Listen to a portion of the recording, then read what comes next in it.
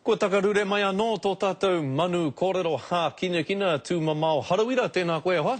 Tēnā koe, Scotty.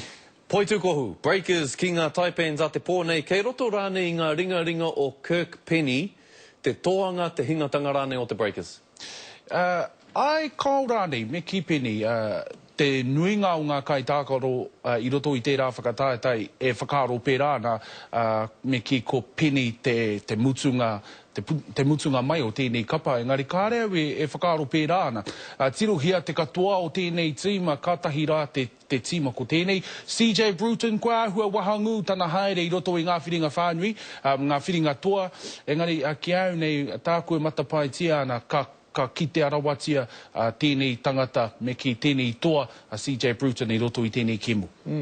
Ko pau te katoa o ngā tikiti te hoko ki tēnei o ngā tākaro nei, ka mahue rānei tā rātou kawi i te tākaro nei ki te Victor Arena?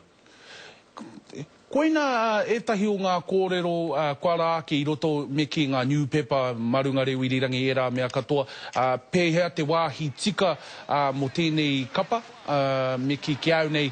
Me noho tonu ki roto i tōna kāe ngāke, engari i te aranga mai o tēnei, me ki tēnei kemu e tika ana kia hunuku ki tētahi a whare katāia me ki te whakaki i te mātatoru o te tangata.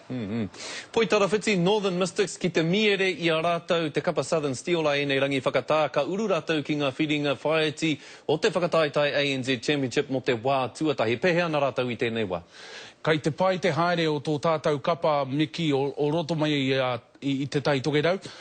Ki au nei, Miki, ko te mea kia mau rātou ki tā rātou Miki mahere rautaki a te kaiako. Koina tētahi o ngā raruraru o tēnei kapa.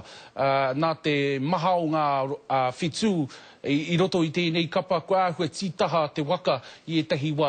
Me mau tonu rātou ki te mahere rautaki, kua whakarau papahia e o rātou kaiako, māreira ka tutuki pai ai ngā whāenga o tēnei kim. Ko pau te wā, engari tamatoa Panthers rānei?